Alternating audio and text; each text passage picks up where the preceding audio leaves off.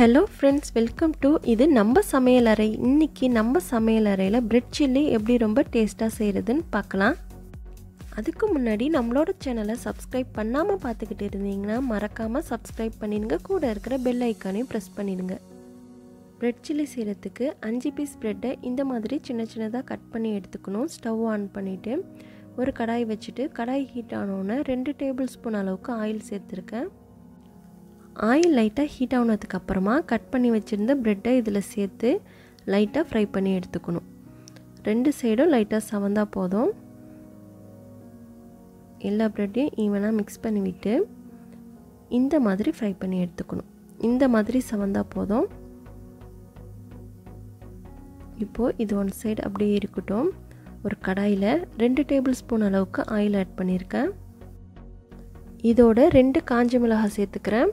பச்சை மிளகாய் கூட ஆட் பண்ணிக்கலாம். 3 பல்லு பூண்டும் 1 இன்ச்சு அளவுக்கு இஞ்சியும் நைஸாக கட் பண்ணிவிட்டு ஆட் பண்ணியிருக்கேன். இது கலர்லாம் சேஞ்ச் ஆக வேணாம், லைட்டாக வதக்கி விட்டால் போதும். இந்த மாதிரி லைட்டாக வதங்கினதுக்கு அப்புறமா ஒரு பெரிய சைஸ் வெங்காயத்தை பொடிசாக கட் பண்ணிவிட்டு ஆட் பண்ணிக்கிறேன்.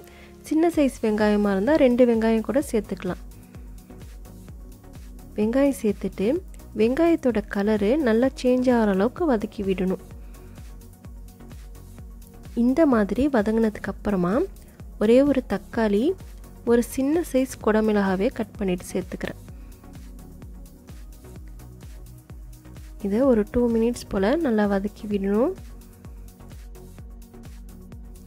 இந்த அளவுக்கு நல்லா சாஃப்டாக வதங்கினதுக்கு அப்புறமா இதில் மசாலாலாம் ஆட் பண்ணிக்கலாம். 1/4 டீஸ்பூன் அளவுக்கு மஞ்சள் தூள், 1 டீஸ்பூன் அளவுக்கு கறி மசாலா இல்லைன்னா கரம் மசாலா யூஸ் பண்ணிக்கோங்க. இதோட 1/2 டேபிள் ஸ்பூன் அளவுக்கு மிளகாய் தூள் சேர்த்துருக்கேன். உங்களுக்கு இன்னும் நல்லா காரமாக வேணும்னா 1 டேபிள் ஸ்பூன் அளவுக்கு கூட மிளகாய் தூள் சேர்த்துக்கலாம். ஒன்ஸ் நல்லா ஈவனாக மிக்ஸ் பண்ணதுக்கு அப்புறமா இதில் 1/2 டீஸ்பூன் அளவுக்கு சோயா சாஸும் 1 டேபிள் ஸ்பூன் அளவுக்கு ரெட் சில்லி சாஸும் ஆட் பண்ணிக்கிறேன்.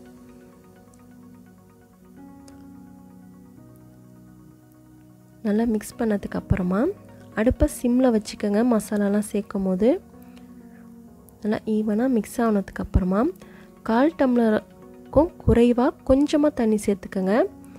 உப்பு தேவையான அளவுக்கு சேர்த்துட்டு நல்லா மிக்ஸ் பண்ணி விட்டுடணும்.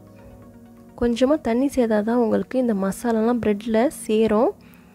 அதனால் கொஞ்சமாக தண்ணி ஆட் பண்ணிக்கணும். ரொம்ப அதிகமாகவும் தண்ணி சேர்த்துடக்கூடாது. இந்த அளவுக்கு நல்லா மிக்ஸ் ஆகி வந்ததுக்கப்புறமா ஃப்ரை பண்ணி வச்சுருக்க ப்ரெட்டை இதில் ஆட் பண்ணிவிட்டு எல்லா சைடும் ஈவனாக மசாலா படுற மாதிரி மிக்ஸ் பண்ணி விட்டுடணும்.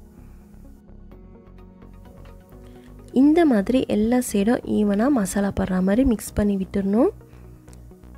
இந்த ரெசிபி ரொம்ப ரொம்ப டேஸ்ட்டாக இருக்கும். சின்ன பசங்களுக்கெலாம் ரொம்ப பிடிக்கும்.